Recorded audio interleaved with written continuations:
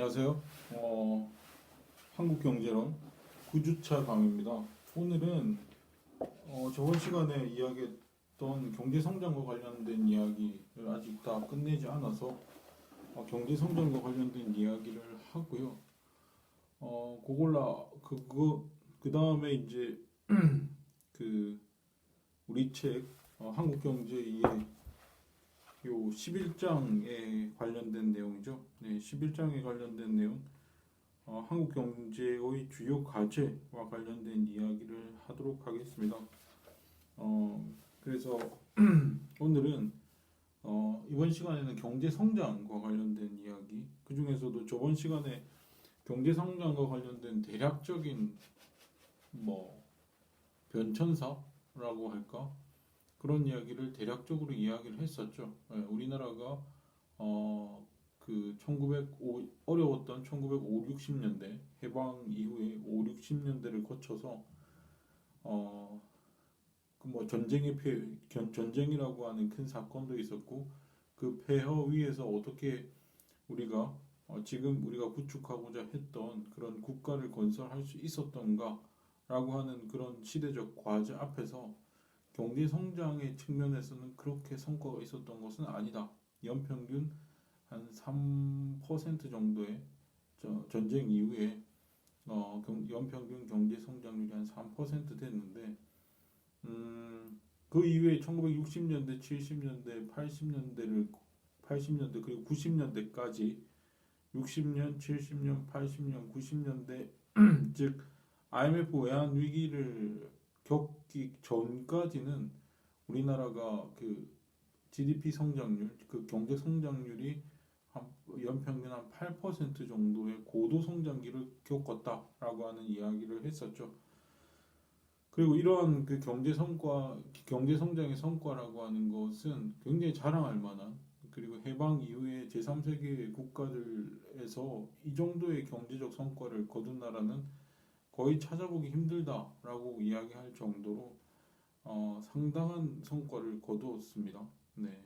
물론 그 아시아의 예전에 90년대에 통용됐던 말이지만 1990년대에 통용됐던 말이지만 아시아 네 마리 용이라고 할 수 있는 싱가포르나 홍콩이나 대만 같은 나라들도 꽤 성장을 했고 실제로 홍콩이나 싱가포르 같은 나라는 우리나라보다 훨씬 잘 살죠. 네, 1인당 국민소득이 4만 달러, 5만 달러, 6만 달러 이럴 정도로 상당히 잘 사는 그런 곳이 되었는데 나라 규모가 작고 인구가 그렇게 많지 않은 지역이죠. 네, 홍콩이나 싱가포르라고 하는 나라들이 굉장한 혁신을 겪고 어마어마한 이제 그 혁신의 노력이 있었다고 합니다만은 이 정도 규모의 인구를 가지고 있는 국가가 이 정도로 성장할 수 있었다는 것은 거의 기적에 가까운 일이었다라고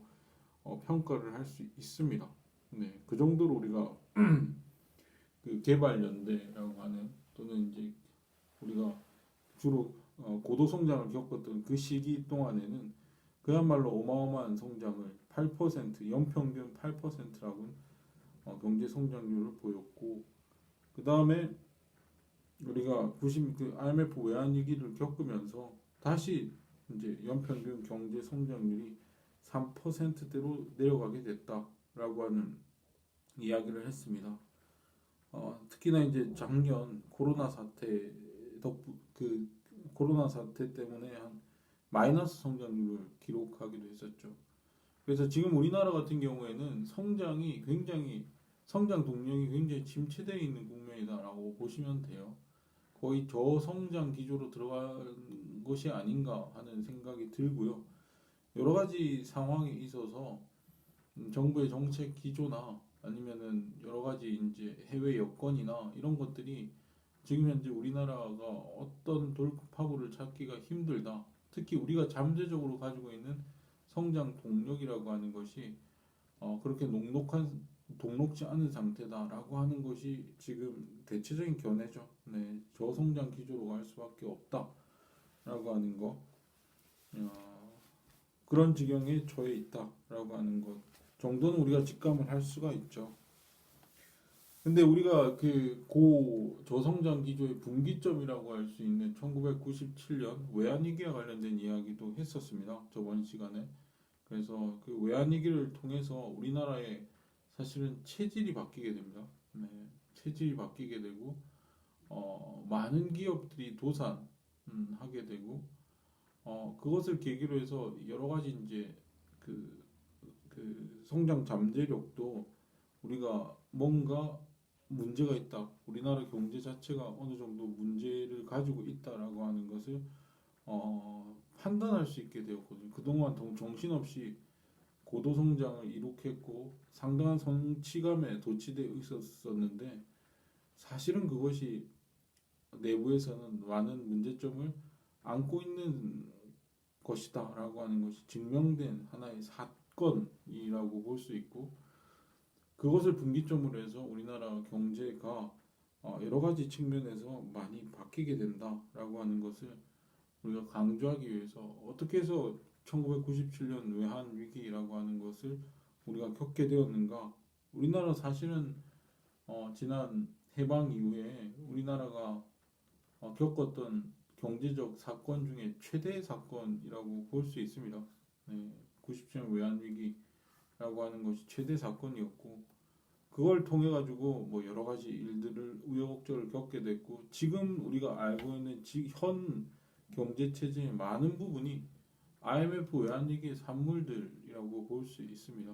네, 볼 수 있어요. 그 당시 뭐 여러 가지 경제 구조를 개혁한다는 명목 아래 여러 가지 구조 개혁이 단행됐고 구조적인 측면에 있어서 많은 부분들이 IMF 체제를 통해서 이렇게 되어진 것이다라고 보시면 되죠.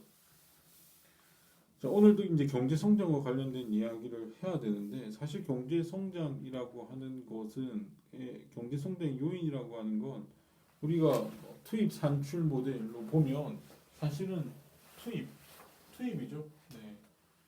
저번 시간에 이야기했듯이 생산 요소의 양이 많아지면 많아질수록 산출물이 많이 나오기 생산물이 많이 나오기 때문에 생산 요소의 양을 얼마나 많이 투입을 할 것인가 이 생산 요소의 투입량이라고 하는 것 투입량이라고 하는 것이 중요하다. 투입량 이것이 하나의 우리가 생산 경제 성장을 가지고 온 하나의 요인이죠. 그 다음에 기술입니다. 예, 기술 혁신이라고 하는 것. 이 두 가지가 기술 혁신 또는 기술 진보라고 하는 거.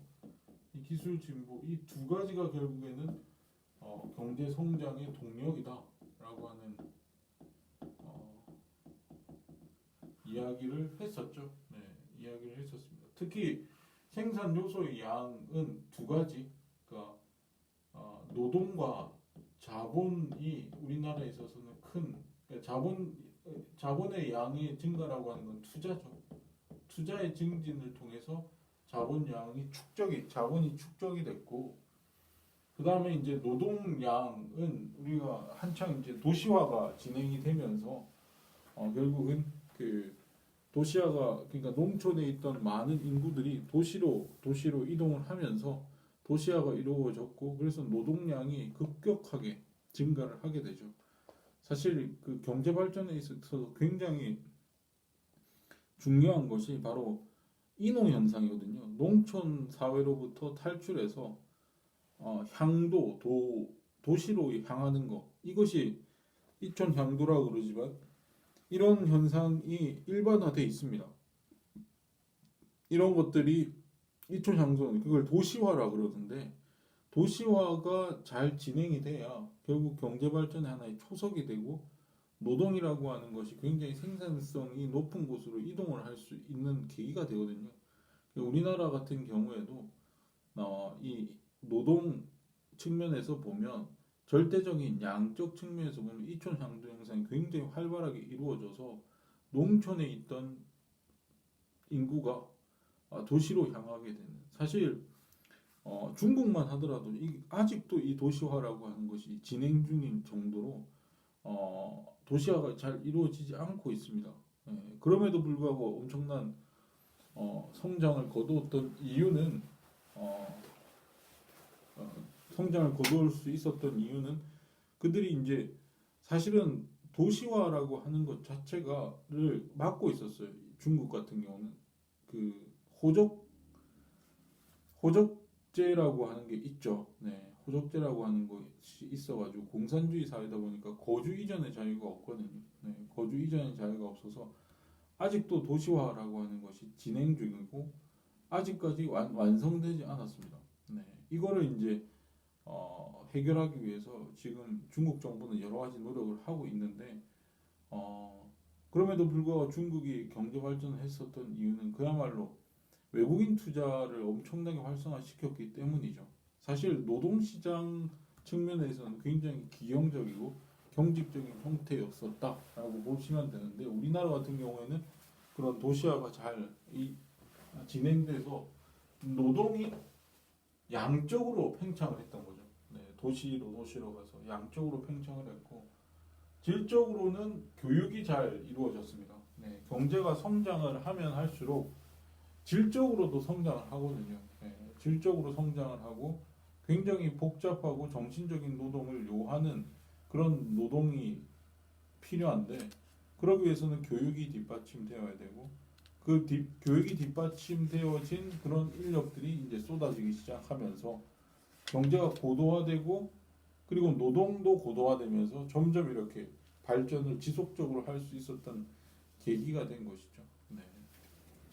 그리고 자본은 투자가 많이 일어났고 그 다음에 토지 또는 자연자원 같은 경우는 우리나라에 워낙 자연자원 부존량이 없다 보니까 거의 자연자원이 경제 성장에 기여한 정도는 극히 미미했다라고 보시면 되는 거예요.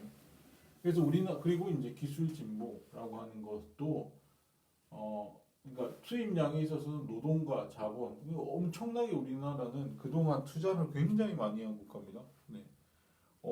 이 투자해서 처음에는 투자를 해서 어마어마하게 생산을 많이 하는 생산 능력을 확충시켜주는 투자라고 하는 게 자본재를 구입하는 거잖아요. 네, 자본재. 그 자본재라는 게 뭡니까? 생산 능력을 유지 또는 확충시켜주는 재화를 자본재라는데 이 자본재 없이는 안 됩니다. 네, 자본재 그러니까 생산 능력의 확충. 우리가 뭔가 소득이 생겼는데 그 소득을 전부 소비를 해버리면 저축을 하지 않고 전부 소비를 해버리면 생산 능력은 확충될 길이 없어요. 근데 저축이라고 하는 것을 통해 가지고 그 저축분을 내가 소비를 덜 하고 내 소득 중에 일부만 소비를 하고 일부는 저축을 해둠으로써 이 저축 자금이 결국은 투자로 연결이 되어서 그것이 바로 이제 그 생산 능력을 확충시켜 주는 것이죠.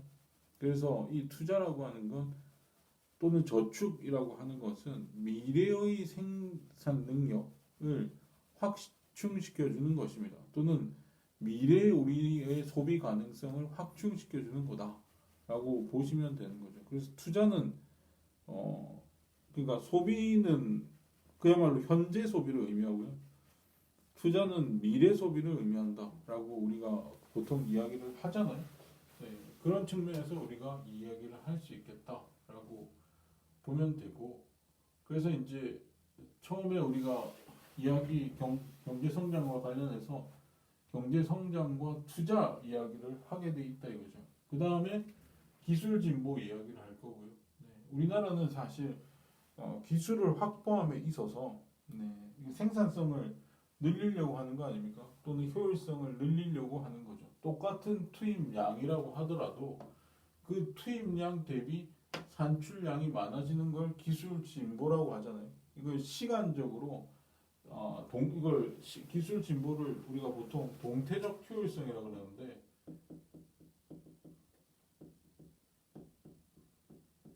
동태적 시간이 지나면 지날수록 효율성이 높아지는 거예요.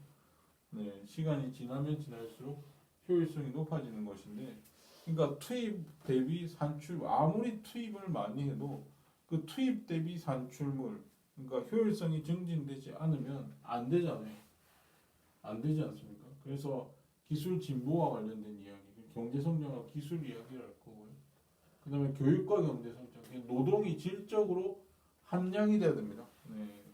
노동이 뭔가 함량이 돼야 돼요. 교육적으로 함량이 돼서 기술이 아까 이야기했듯이 기술이 고도화되고 경제가 고도화되고 경제 구조가 고도화되고 이렇게 하다 보면 거기에 맞는 노동의 고도화도 필요하거든요.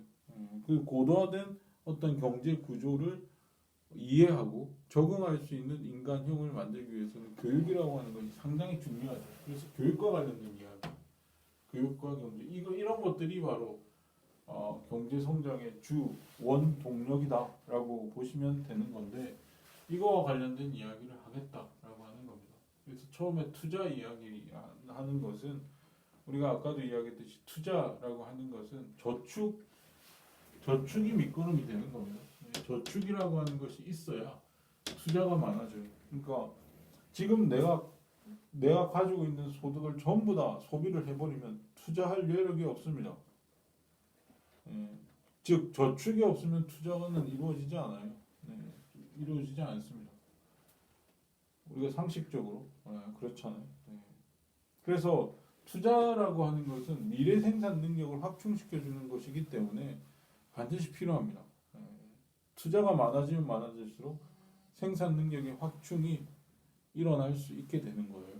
근데 사실 저축이라고 하는 것이 우리가 개발연대 초기에 후진국일 때죠. 1인당 국민소득이 얼마 되지 않을 때는 사람들이 가지고 있는 소득이 적다 보니까 거의 대부분을 소비로 써버려요. 먹고서는 살아야 되니까 거의 먹고 사는데 소비를 하면은 남는 게 없다 이거죠. 남는 게 없기 때문에 결국에는 모든 소득을 저축하지 않고 전부 소비를 해버립니다. 즉 저축이라고 하는 것도 소득 수준이 높아야 하는 거예요. 높아요. 개인도 그렇잖아요. 높아야 하는 건데 우리가 개발연대 시기에는 그러지 못했다라고 하는 겁니다. 그래서 저축률이 낮을 수밖에 없었죠. 우리나라가 예전에 저축률이 낮았다라는 이야기는 이미 이야기를 드렸었습니다. 어쨌든 저축이 많아야 그 돈으로 투자를 할 텐데 우리는 개발연대 동안에 이런 저축률이 높지 않았다라고 이야기를 했었죠. 저축에는 국내 저축과 해외 저축이 있습니다. 그래서 만약에 우리나라 내부에서 저축이 별로 이루어지지 않는다고 한다면은 투자를 하기 위해서는 해외로부터 돈을 차입을 해야 되는 거예요. 해외로부터 돈을 차입을 하는 방법에는 두 가지가 있죠. 해외 원조와 차관. 우리가 해외 원조 예전에 미국이 전후 제2차 세계대전 이후에 그야말로 유럽 같은 경우에는 마샬 플랜이라고 해서 그야말로 어마어마하게 돈을 뿌려줬죠. 유럽 전후 복구를 위해서 어마어마하게 돈을 뿌렸고 그 바람에 전후 유럽 세계가 빠르게 부흥을 할 수 있었던 그런 배경이 되고 우리나라에도 미국이 해외 원조를 어마어마하게 해주는 바람에 사실 1953년에서 61년 요 사이에는 그야말로 해외 원조가 엄청나게 있어가지고 돈을 거의 무상으로 받을 수 있었죠. 그러면서 이제 외채 누적이 거의 이루어지지는 않습니다. 이지 않는 그야말로 해외 원조에 의존했던 경제였다라고 보실 수 있고 당연히 이때는 투자가 국내 저축은 거의 없었어요. 우리나라 소득 수준이 낮았기 때문에 투자가 많지 않았죠. 투자를 하기 위한 저축이 많지 않았죠. 그래서 당연히 해외로부터 돈을 빌려와야 되는데 빌려오는 수단이 바로 해외 원조였다라고 보시면 됩니다. 50년대까지는. 근데 60년대 들어와서는 이제 해외 원조도 끊기게 되고 그야말로 우리가 투자를 많이 하기 위해서 그야말로 이 개발 연대잖아요. 우리가 경제 개발을 한창 진행 중이던 그런 시기였었는데 이 시기에는 그야말로 차관을 들여서 즉 돈을 빌려와가지고 투자에 그러면 충당을 했던 국내 투자가 부족하니까 국내 저축이 부족하니까 그래서 외채가 점점 누적이 되게 되죠. 네. 86년까지 외채가 계속 쌓입니다. 우리나라는. 그러다가 이제 87년과 91년, 87년, 86년 이럴 때도 마찬가지로 엄청나게 우리가 그 굉장한 호황을 누리고 있었던 시기였고 그래서 86년과 91년 사이에는 85, 6년을 기점으로 해서 우리나라 국내 저축이 투자를 앞서는 시기가 됩니다. 네, 시기가 돼요. 그러면서 이제 경제가 지속적으로 성장을 하고 특히 1985년 같은 경우 국제 수지가 처음으로 흑자를 기록하는 그런 시기였다라고 이야기가 되죠. 근데 또 갑자기 92년에서 96년에는 다시 이제 저축이 투자보다 적은 국면으로 들어서게 됩니다. 이거는 이 당시 김영삼 대통령이 자본 자유화를 통해 가지고 돈을 쉽게 빌려올 수 있는 어떤 제도적 틀을 만듭니다. 네, 우리도 이제 OECD에 이 당시 이제 OECD 가입하게 되거든요. OECD에도 가입을 하고 여러 가지 이제 국제 경쟁력도 쌓았으니까 우리도 이제 자본을 자유화하자라고 했습니다만은 그 자본 자유화 덕분에 저번 시간에 그 IMF 외환위기와 관련된 이야기를 할 때 이야기했듯이 그야말로 어마어마한 그 종금사들이 일본 금융권으로부터 차입이 이루어지게 되고 뭐 그런 여러 가지 일들이 발생을 하게 되죠. 그래서 국내 저축보다는 국내 투자가 더 많이 이루어지는 그런 상황으로 가게 됩니다. 네, 가게 되고 생산 기반도 해외로 유출되는 우리나라 저축품들이 점점 어떤 고갈되는 그런 상황으로 치닫게 되고 해외 저축으로부터 투자가 이루어지는 그런 국면들로 접어들었다. 그러다가 이제 IMF 외환위기를 겪게 되죠. 97년에. 그래서 97년 그리고 이제 97년부터 지금까지는 투자보다 저축이 국내 저축이 많은 그런 국면이다라고 보시면 됩니다. 그래서 굉장히 투자가 중요한데 그 투자라고 하는 것이 경제 성장에 있어서 상당한 큰 동력이라고 볼 수 있는데 그동안 우리가 여러 우여곡절을 겪었다라고 보시면 됩니다. 네, 보시면 되고 왜냐하면 우리나라 소득 수준이 낮았고 그 다음에 그 투자 그 저축이 너무 낮은 수준에 있었기 때문에 해외로부터 돈을 빌려와서 투자를 할 수밖에 없었다라고 하는 것. 근데 이제 그 투자라고 하는 것이 대규모로 지속적으로 이루어지다 지금도 우리나라가 GDP 대비 투자가 30%가 넘죠. 네, 30%가 넘는 상황이기 때문에 상당히 투자를 많이 하는 국가고 그래서 미래의 생산 능력에 관심이 많은 국가인데 네 그렇습니다. 한동안은 그 거의 저축 국내 저축보다는 해외 저축에 의존을 했었다라고 보시면 되죠. 근데 지금은 외채가 별로 없어요. 네, 외채가 별로 없는 게 지금 현재 우리나라 외채액은 5천억 달러 정도 됩니다. 근데 우리나라가 빌려준 돈이 한 뭐 4,500억 달러 정도 되거든요. 우리나라가 다른 나라에 빌려준 돈이 한 9,500억 달러 정도 되거든요. 그러니까 사실 우리나라가 빌려준 돈이 우리나라가 빌려온 돈보다 훨씬 많습니다. 그래서 순대외 채권이라고 그러죠. 우리가 빌려준 돈을 플러스라 하고 우리가 빌려온 돈을 마이너스라고 쳤을 때 플러스 마이너스를 하면 순대외 채권이 한 4,500억 달러 정도 됩니다. 네.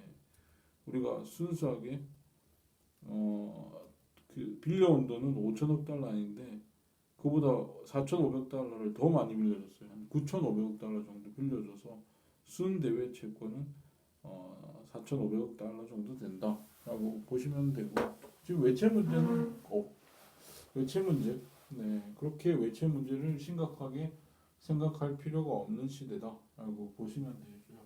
근데 한동안은 해외 저축에 많이 의존했었어야 되기 때문에 그런 문제들이 발생을 했고, 사실 IMF 외환위기 이야기를 했었지만 우리가 그 IMF 외환위기 동안에 외채 문제라고 하는 것이 끝까지 발목을 붙잡았고, 환율 그 경제 관료들 사이에서 환율 조정을 꺼리게 만들었던 하나의 이유이기도 했죠. 그래서 97년 당시만 하더라도 우리나라 외채가 상당한 규모가 있었었는데, 그 외채 때문에 결국은 환율을 원활하게 조절하지 못하는 바람에 IMF 외환 위기로 치닫게 되는 그런 것도 외채 문제 때문이었다라고 이야기를 했었습니다.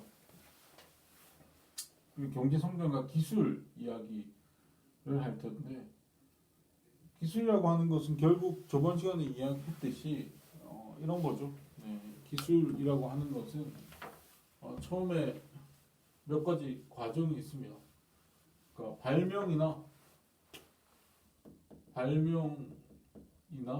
발견이라고 하는 게 이루어지죠. 즉 과학 기술의 발전에 의해서 발명이나 발견이 이루어지게 되고, 그 발명과 발견을 상업화하고 그 수익을 낼 수 있는 어떤 걸로 전환을 시키는 거. 그게 기업이 할 일이고, 그걸 혁신이라고 그럽니다. 과학적인 발명이나 발견을 상업화시켜서 수익을 창출하고 시장화시키는 그 능력, 그걸 혁신이라고 그러고, 혁신이 일어나면 그걸 모방하죠. 네, 모방을 하게 되면은 이런 기술들이 확산이 됩니다. 여기저기서 이제 모방을 하게 되면 여기저기서 이제 확산이 이루어지게 되죠.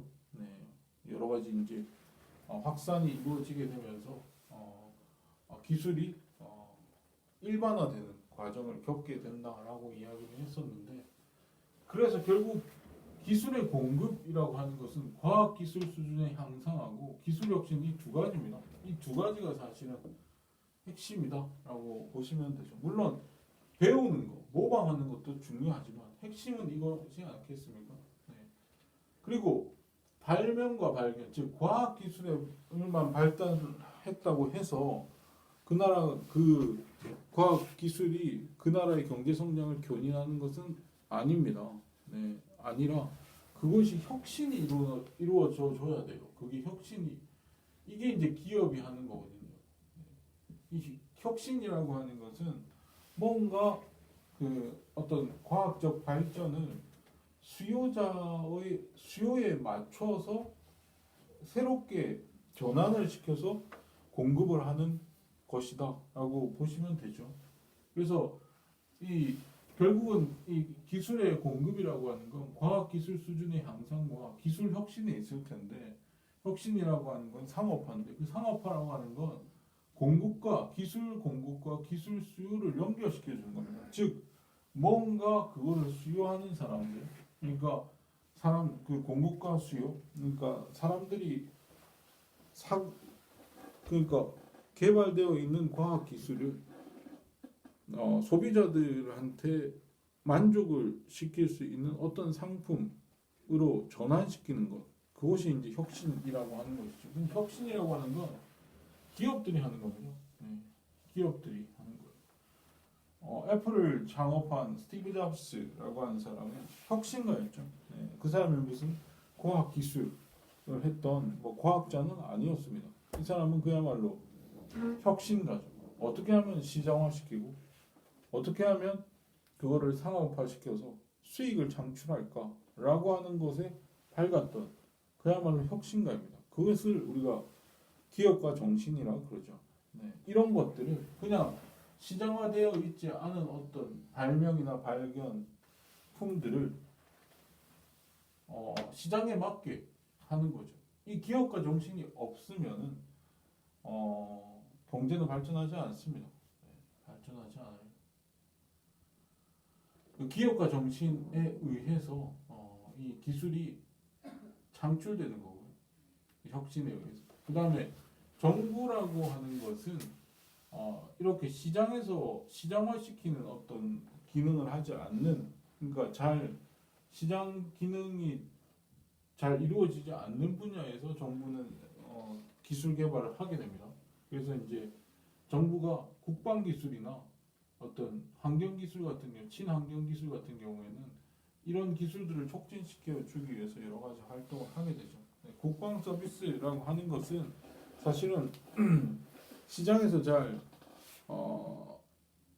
생산이 되지 않거든요. 우리가 이미 알다시피 저 국방 서비스라고 하는 것은 공공재잖아요. 네, 공공재는 사실 그 시장에서 잘 거래되지 않고, 왜냐하면 시장이 생산되자마자 공공의 것이 되어버리는 재화, 그래서 우리가 공공재라 그러는데 그런 특성을 가지고 있는 재화이기 때문에 시장에서 잘 생산되지 않습니다. 그래서 정부가 저 국방 서비스를 생산을 하게 되는 겁니다. 네, 되는 것이고, 환경 문제도 마찬가지예요. 네, 환경 문제 사실 시장에서는 기업들이 생산만 하려고 그러지 저거 생산의 부산물로 나오는 어떤 환경 오염 물질 같은 걸 처리할 유인이 없죠. 그래서 저런 것도 저와 관련된 기술들, 국방 기술이나 어떤 그 환경 기술들도 정부가 어느 정도 개입을 해서 시장에 개입을 해서 기술을 촉진하려고 하는 것, 이런 것들을 정부가 해줘야 되는 기술이다라고 보시면 됩니다. 근데 이제 그 기술에 대한 수요가 있어야겠죠. 네.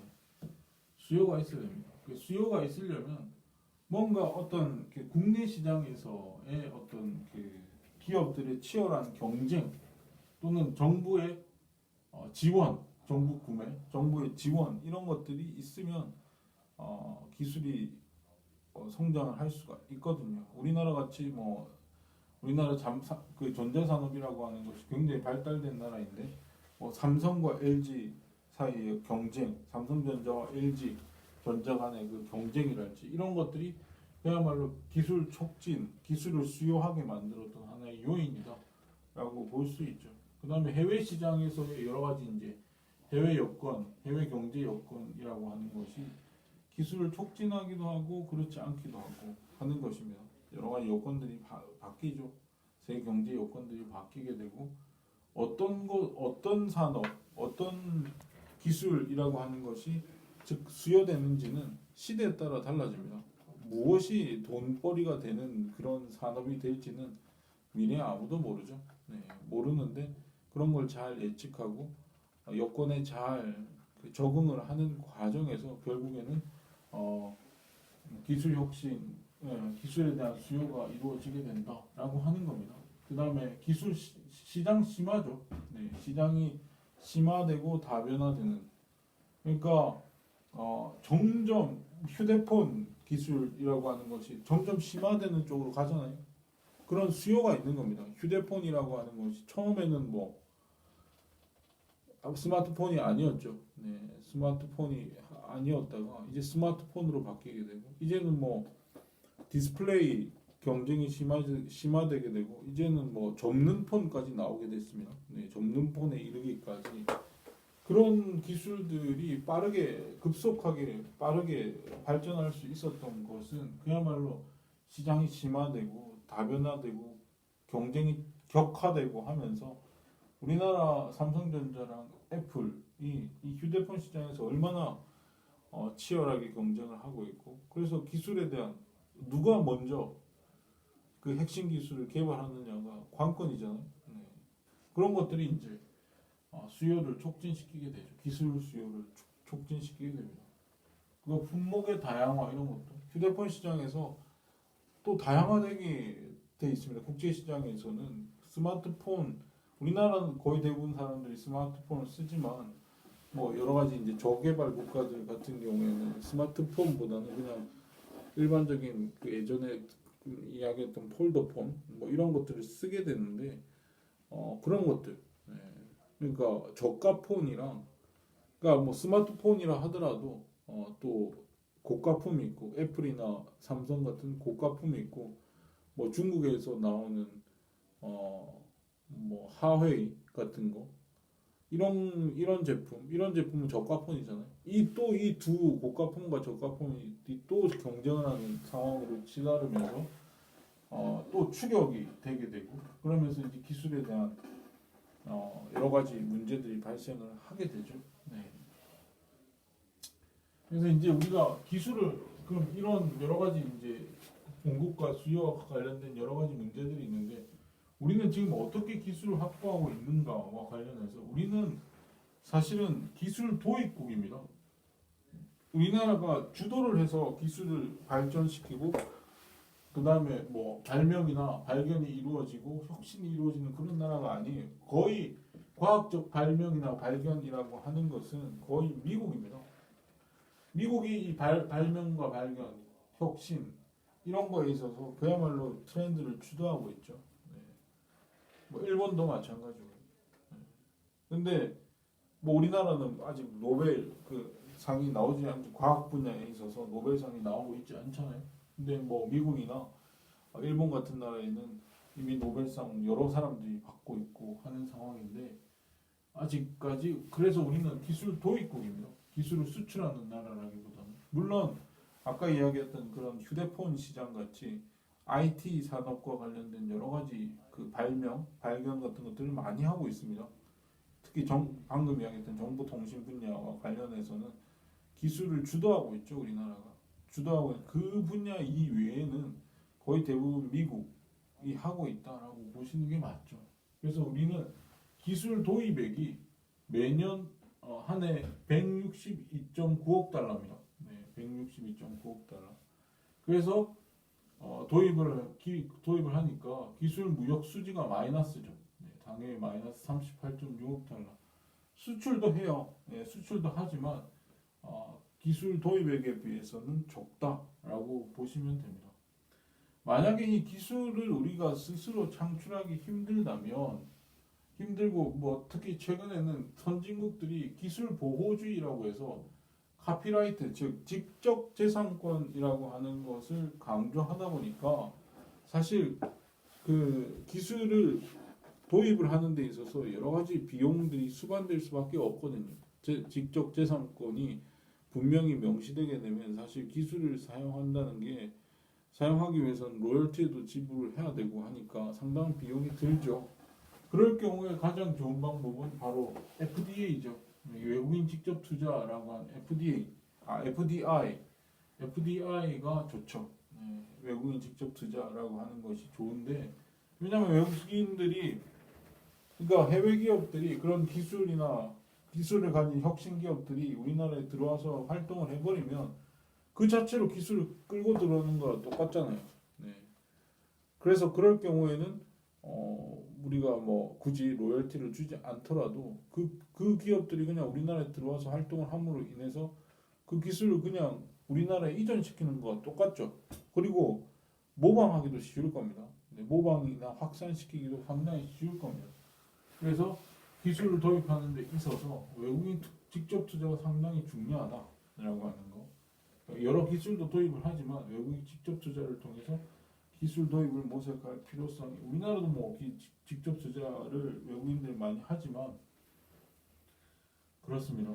그 다음에 우리가 직접 R&D 투자를 할 수도 있죠. 연구개발 투자를 할 수도 있는데 우리나라가 현재 GDP 1년 동안에 GDP 대비 한 4.81 정도 1% 정도 하고 있습니다. 네, R&D 투자가 굉장히 많거든요. 세계 1위입니다. 네, 1위입니다. R&D 투자 부문에서 세계 1위입니다. 네. GDP 대비 세계 1위라는 거죠. 물론 절대적인 수치로 보면은 미국이 절대적이죠.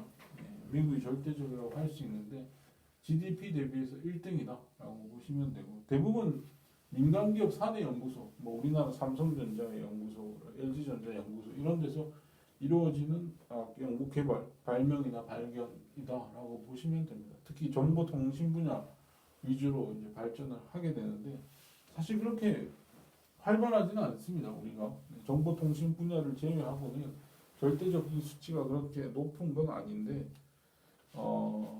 그래서 이걸 많이 할 필요가 있어요. 네.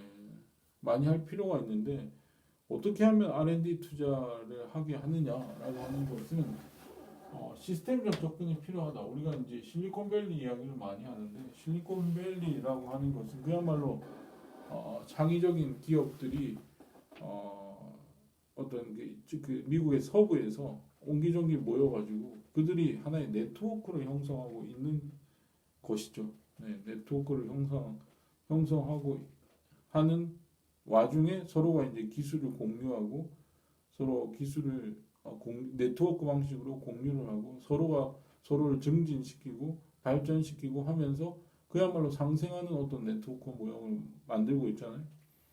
거기에다가 이제 그 실리콘밸리 옆에는 스탠포드 대학이라고 하는 연구단체, 연구소가 있고 그다음에 뭐 정부의 지원 같은 것들이 곁들여지면서 하나의 시스템적으로 어떤 그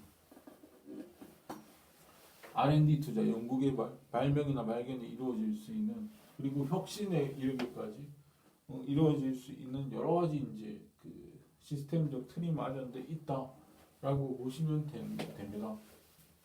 근데 우리는 이런 뭐 실리콘밸리와 같은 그런 네트워크 형태의 어떤 산업 군집이라고 하는 것이 아직 잘 발달되어 있지 않죠. 그리고 연구 인력 관리도 필요합니다. 이공계 대학 진학이 필요하죠. 많은 사람들이 이공계적 마인드, 엔지니어적 마인드, 기술적인 마인드 이런 것들을 가지고 있어야 돼요. 가지고 있어야 연구 개발에 있어서 성과를 낼 수 있는데 우리나라 같은 경우에는 아시다시피 이공계 기피 현상이라고 하는 것이 이공계 기피 현상이 나온 지 상당히 오래됐죠. 오래됐고 뭐 수포자라고 수학을 포기하는 사람들. 수학이라고 하는 것은 그야말로 과학적 언어인데 과학의 언어요. 그런 것인 뭐 인간의 두뇌를 발달시키는 아주 좋은 도구인데 이런 것들을 포기하는 사람들이 많이 나온다라고 하는 건 우리나라 연구 인력 분야에 있어서 미래가 밝지 않다라고 보시면 되는 거고 그 다음에 이제 수요 공급을 연결시켜주는 혁신가가 필요한 겁니다. 네, 혁신가. 그래서 그 기업의 CEO들은 엔지니어적 마인드도 가지고 있으면서 경영 마인드를 가지고 있는 둘 다를 가지고 있는 것이 상당히 좋거든요. 이것이 하나의 이상적인 어떤 혁신 모델로 갈 수 있는 하나의 그 틀이라고 볼 수 있는데 바로 이겁니다. 네, 수요 공급을 연결시켜주는 혁신을 하기 위해서 어떤 엔지니어적 마인드, 그러니까 과학 기술적인 마인드도 가지고 있고, 그다음에 경영이라고 하는 거, 혁신 이런 과학 기술을 어떻게 시장화하고 수익성 있는 상업화의 길로 접어들 수 있도록 만드는 두 가지 사고 구조가 동시에 발달되어 있는 어떤 CEO의 형상이 가장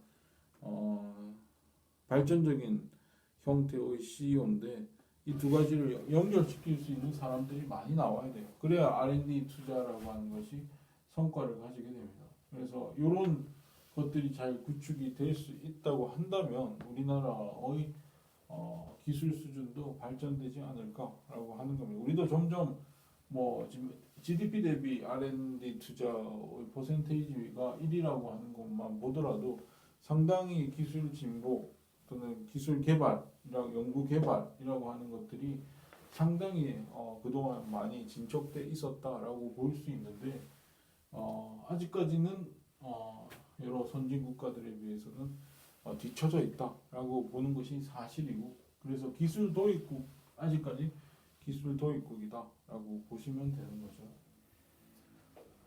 자, 그 다음에 이제 경제 성장과 교육과 경제 성장이라고 볼 수 있는데 우리나라 같은 경우에는 그 교육이라고 하는 것이 양적으로 상당히 팽창돼 있다는 걸 여러분들이 아시고 계실 겁니다.